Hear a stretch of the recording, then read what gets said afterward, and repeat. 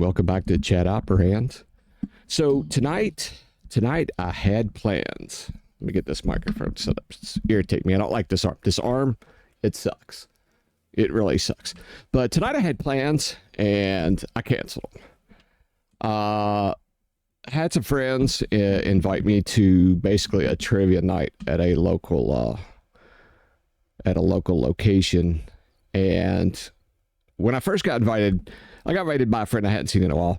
And when I first got invited, I was trepidatious. I don't like going to bars. It's not really a bar per se. I guess it's like a bar slash, I don't know what you'd call it. It's like a bar slash restaurant. It's like a pub. Yeah, it's like a pub. And I was trepidatious. I don't like going to those kind of locations too much. But it had been a while since this friend asked me to do anything, and I was like, you know what? Sure, I'll do it. And so I was like, let's give it a shot, you know. And I told the friend, you know, I really don't like doing stuff like that, but since you ask and I haven't seen it in a while, I'll do it. Sit up. And this was a couple of days ago when she asked me, and of course then the time came and I'm like, I really don't feel like going. I don't feel like going. I don't feel like the hassle. So one of the things is I don't like venues with lots of people. I just don't. It's a control thing with me because I like to be in situations where there's not the whole mob mentality if things go kind of off kilter, where there's this whole mob mentality that takes control of my situation out of my hands, not control of me, but control of my situation out of my hands. So I'm just kind of like, I'm always a little antsy about that anyway. And I just don't enjoy crowds of people anyway. Trivia is not a thing that I really particularly enjoy. And I wasn't going for the trivia. I was just going to hang out with a couple of friends, you know, and kind of enjoy the company. But there were some kind of ulterior things going on with this friend anyway. You know, not ulterior, that's a bad word. There were just some other issues going on in the friend's life that once I thought through, I was like, you know what? I really just don't want to get involved in that. And so I just was like, you know, I really don't want to go. Well, then my daughter came in and she interrupted me while I was at work, and she was like, hey, Dad, are you busy? And I was like, yeah, of course I'm busy. I'm working. And she's like, by the way, I work from home. And she was like, hey, Dad, my car's making a noise. Can you really come out and take a look at it? You know, I got her out of the store. And I was like, yeah, a couple minutes. Yeah, sure, no problem.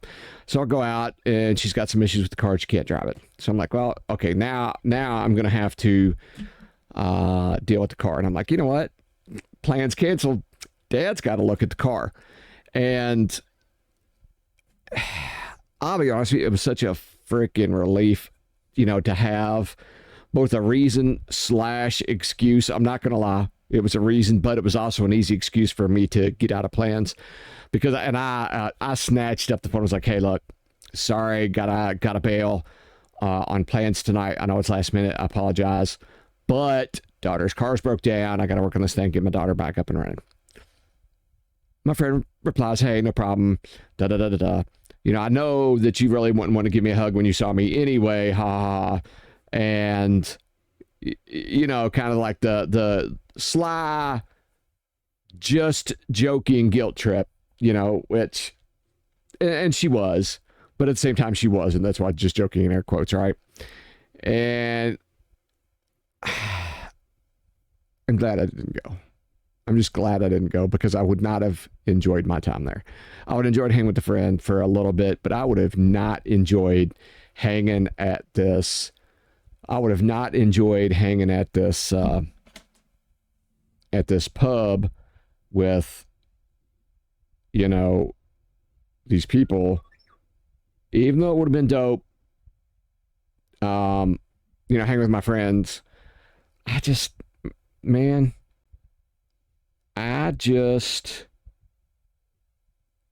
would not have really Um, I would just not have really enjoyed being there, just kind of wallflowering it because I don't like trivia. Um, I'm not really good at it. I mean, I know a lot of trivia stuff, but like a lot of it's like, current events, pop culture, blah, blah, blah. Like, I don't know jack shit about the Kardashians or any of that stupid crap that, a lot of that stuff comes up or whatever. I just don't know that crap. I could care less about what most people consider to be pop culture. Right.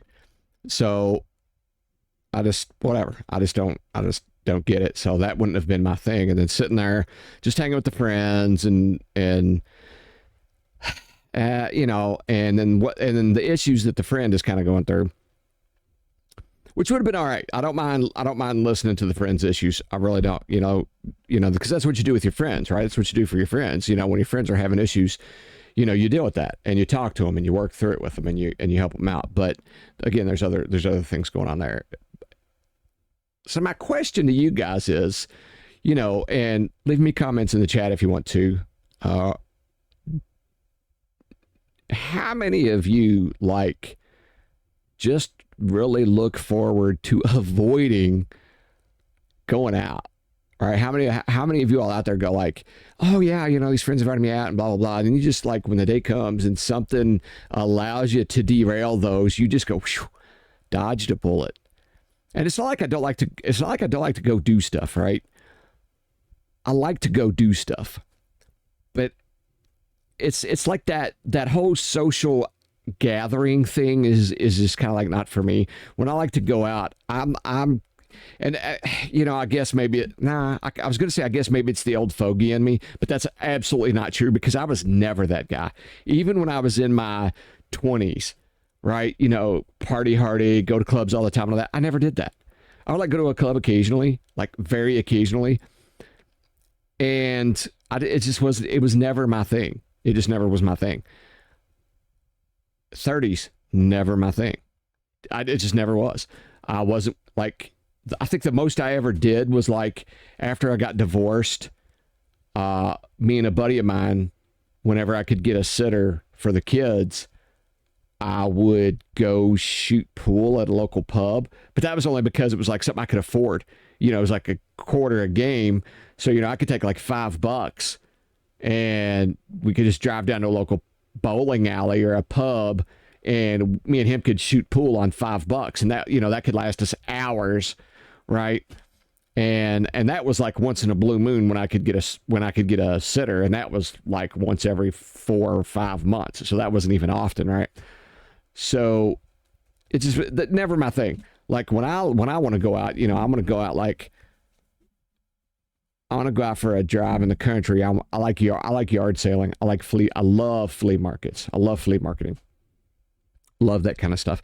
And not just to buy stuff. I like going just looking and see what's out there. That kind of stuff. I love going to secondhand stores and seeing what's out there. The main thing is I like to drive. I like to drive out to places and see places that I've never been. When the kids were young, one of the things I really love to do is I call them adventures for the kids, right?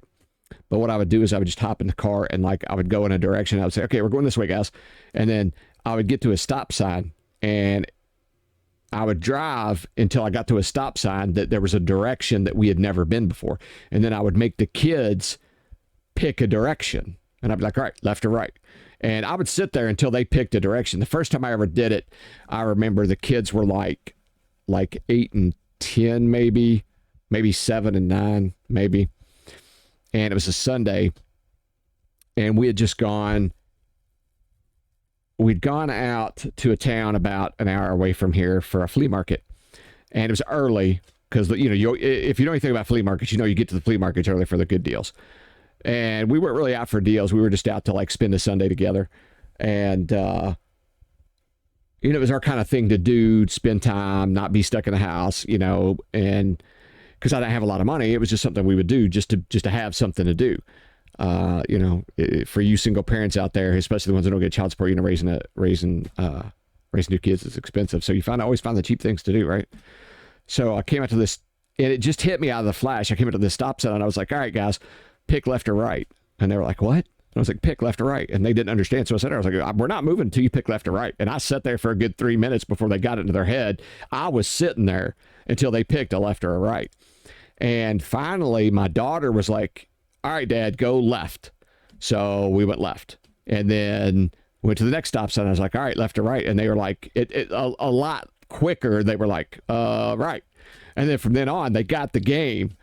And so I ended up like 4 hours away on the other side of the state.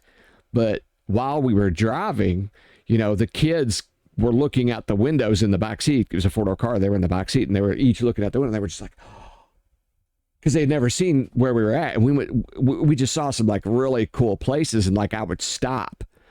And if I found something that was like really cool, like a really cool old building or, you know, just like some attraction, even if we couldn't go, you know, even if I could afford, if it's something I couldn't afford for us to do, just something really cool, or like, so we're out in the country, in some of these places, I mean, deep country. So like we'd be up by a creek that would be right up next to the road, you know, and I'd pull over and, you know, hey, take shoes off, let's get in the creek. Right. So they'd wade in the creek for a little bit, get hot back in the car, you know, dry their feet off, hot back in the car. Then we'd stop at like a 75-year-old country store and get a ham biscuit and a drink, you know, for $3, right, or whatever. And we've found some of the coolest stuff. And because the kids had never been on these roads, I mean, they were just plastered to the glass.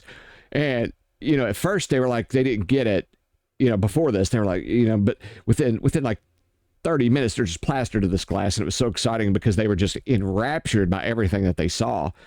And just totally, for the rest of the ride, you know, except when I had to have them stop or when I talked to them, they were just nose plastered to the glass, looking at all the sights and just taking everything in. And, you know, every now and then they'd be like, hey, Dad, can we stop here? They'd see something really cool. And they'd be like,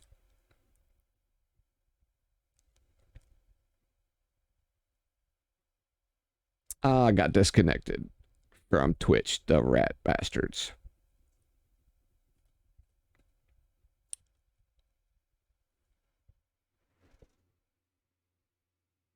But they would just ask, you know, like, hey, Dad, can we stop here? And I'd be like, sure, you know, whatever, let's stop here. And you know, it was always just a good time, you know, wherever we would stop. And you know, that was one of the coolest things that we ever did. And like I said, we ended up 4 hours away on the other side of the state, you know, down by these lakes. And once I realized where we were at, because I had no idea, I wasn't keeping track. This was way back, you know, when GPS wasn't really a thing. I mean, GPS was kind of a thing. It was like in the early days of cell phones. And so I wasn't really keeping track of where we were at. I mean, I could always find my way home. That was never a problem. But like, once I realized where exactly we were at, we hit this one road that dead ended into this lake. It was across like a 1-lane bridge. And when I went across the bridge, and then I was like, oh shit, I know where I'm at. You know, I'm at these lakes, and this is crazy where we're at. I didn't realize that I'd been driven like 4 hours, like on the opposite side of the state, you know, and I'm getting ready to cross the state line. So I'm like, all right, guys, you know, it's like mid-afternoon on a Sunday, and I've still got a 4-hour drive to go back. You know, actually it's late afternoon. I've got 4 hours to go back the other way, and I'm going to get you guys, you know, supper, get baths and all this kind of good stuff. So, you know, again, we're driving the whole way back, and it's super quiet in the car, you know, as I'm driving back.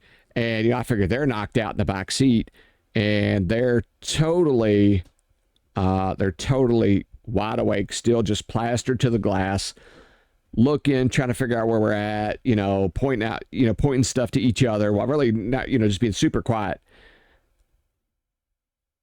One of the best times we ever had. And, you know, to this day, they still remember it. But that's the kind of stuff, you know, that I'm all about, is just going out and discovering new places, discovering new things. You know, I've discovered, you know, little towns that I never knew existed. And, you know, that's just kind of the stuff I like to do. Find the little unknown things. I love going to little like holes in the wall restaurants.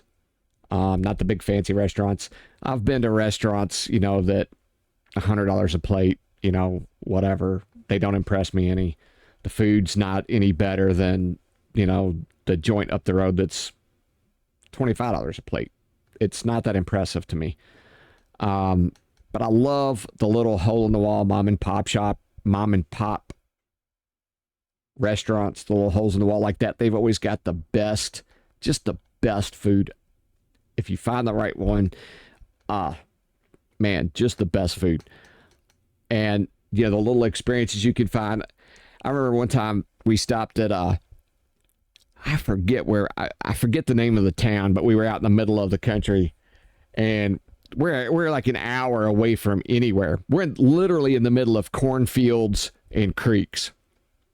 And, it's in the hills somewhere, but we're in a valley and it's just cornfields, creeks, and a road. We're at least an hour away from the nearest town.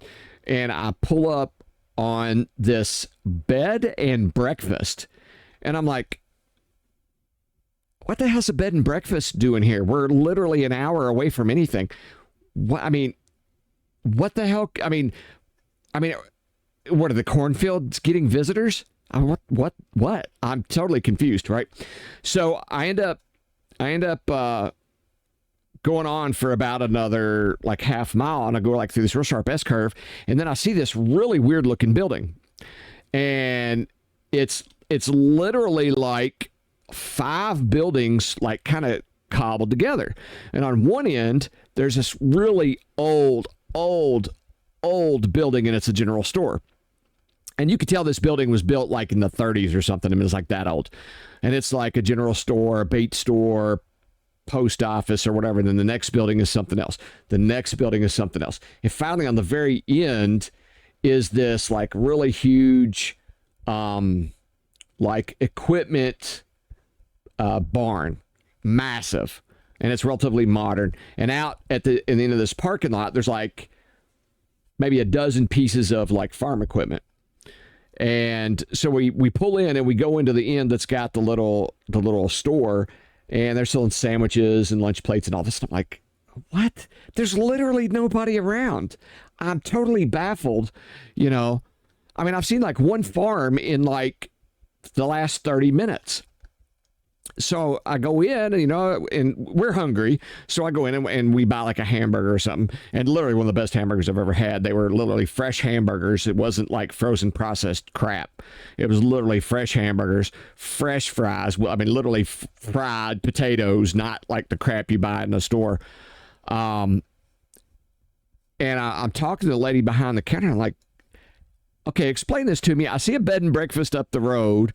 And she's like, oh, yeah, that's Miss So-and-so, blah, blah, blah, blah, blah. And that thing's been there for like 15 years and blah, blah, like, okay. And then I said, and then this and all this. And she said, so she explains it to me that the place had been there since like whatever it was, the 20s or 30s, because of all the farms in like a 1 hour radius, right? There's all these farmers.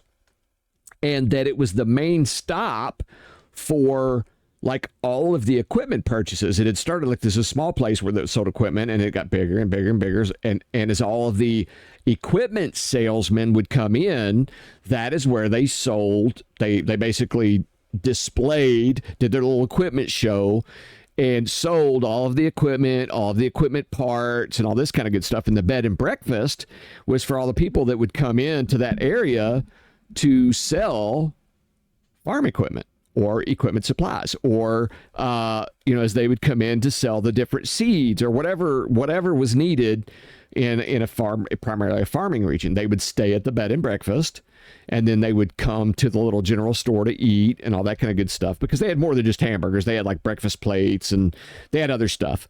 But each one of those, like the first one was the general store and all that. Then they had like a bait shop. Then they had like a big feed and granary thing with seed and all this. And I forget what the other buildings were. This was literally almost 20 years ago. But, and that explained it. And she said that as the area kept getting, as the farms kept getting bigger and more automated, it required more infrastructure support. So the one little general store thing didn't cut it anymore. And then they kept adding buildings to support like all the people that would come in, like the seeds and yada, yada, yada. Because there was more people coming into the area. And I just thought that was like a great story, finding out how the area had developed. And you could see it in each building, because like the first one was made in like the 20s or 30s, the next one was made in the 50s, and then like the 70s, and then like the 90s, and then like whatever, you know, whatever the years were for the architecture of the buildings. And it was just really cool to see that. And that story is a prime example of why I like to do that, is because you don't get to see those stories. You don't get to hear those stories. You don't get to know those things just by looking at a map or looking up something on Wikipedia or whatever. You don't get to hear the history of certain things unless you go and you actually see it, and you talk to the people who live there and understand what it is that you're seeing. Boy, I mean, one, you're not going to see it. Looking at Google Maps isn't going to show me that little spot. And even if it did, I wouldn't understand the interest behind it. I would say, oh, there's some old ramshackle building. I wouldn't understand, you know, what all that was. And it was just so cool. Another time,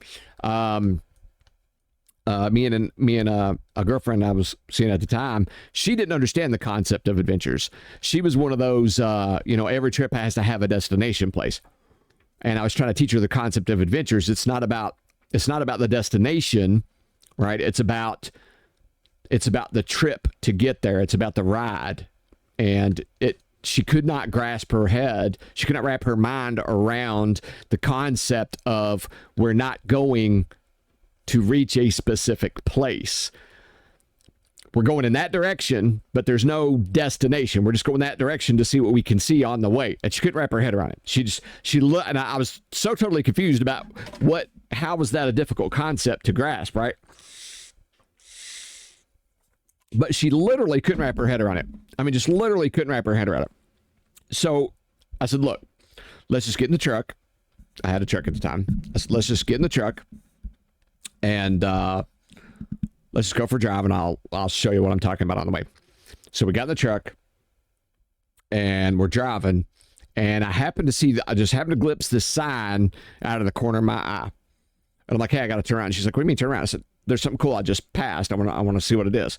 So we turn around, and there's this little sign on the side of the road. It's about as big as my 27-inch monitor here. And it's almost covered in weeds. And it's in front of this this farmer's field. And it's literally a Civil War sign. And the sign tells the story. It's very small. It's you know, like I said, it's about the size of my 27-inch monitor. The print on it's kind of small. And it tells the story that this field was a Civil War fort. And that everybody there, the soldiers there, had died of starvation. It gives a brief synopsis of what happened and why they had died of starvation. The supply lines had got cut off, and yada yada yada, and it goes through the whole thing. It was a great story. I can't remember all of it. I've actually got a picture of it on my phone. But that history had lost the battlefield, and there's a group of amateur historians in my state, and these amateur historians had dug up some stuff from another more prominent battlefield and had talked about this particular unit, and they had managed to trace it to this farmer's field. And no remains of the little fort. It was an earthen fort. It wasn't like wooden palisades or anything like that. It was just a little earthen fort. If you know anything about the Civil War and about how they made these little earthen forts, it's just basically like little earthen raised walls with some tents inside of it. So there's if they get plowed down or whatever, nobody knows they were ever there. And so it was just a great little find. You never would have found it unless you were driving by it and then paid enough attention to your surroundings, looking for things to see, to turn around and know about this. So once I showed her this sign and said, see, these are the things that I'm talking about. And then she kind of clicked for her a little bit, and she was like, okay, but okay, this is just a little sign. I said, yeah, but I wouldn't have known that there was an actual Civil War fort here unless I would have driven through here to see the sign. I said, pull up your Google Maps. So she did. And I said, now, is there anything on here about that there's a Civil War fort here? And she said, well, no. I said, all right. The only reason we found it is because we drove through here and happened to see a sign.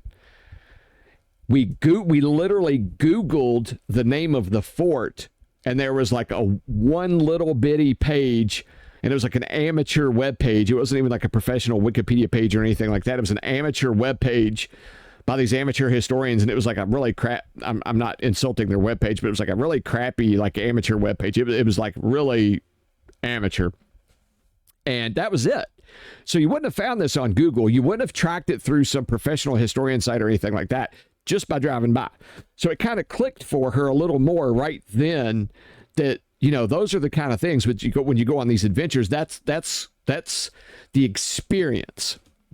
The next thing that happened really clicked it. So we left there and we're talking about it, and she's getting a little more excited. She's like, okay, yeah, I kind of see what you're talking about. She goes, you know, do you find any more stuff? So we happened to come around this curve, and there's a guy, a Hispanic farmer, and he's selling fruit right by the side of the road. I'm like, oh man, I've got to turn around. And she's like, what? I'm like, are you not paying attention? She's like, well, I was talking. I was like, yeah, let's turn around and I'll show you. So we turn around, we go back to this Hispanic farmer, and the guy is selling various things, but he's got strawberries that are almost the size of tennis balls. And I'm not exaggerating. These strawberries are massive. So me and my girlfriend get out, and she's like, are you kidding me? And I'm like, no, those things are massive. So we buy a big basket of, just a massive basket of strawberries. And it was like $2. I mean, the basket is almost as big. The basket is easily as big as my little stuffy here. Massive basket of strawberries. And she bought something else that she wanted. I can't remember it right now what that was at the time. Just a massive basket of strawberries. And she's like, oh my God, this is just crazy good deal. And I'm like, yeah. And we wouldn't have found that if we would have been driving through here. And these are the kind of things I look for. I said, so even when we're talking, you got to be looking around you and looking at your surroundings and understanding kind of, you're looking for stuff. You're looking for the experience. That's the experience of the ride that we're talking about here. This is what and then it clicked.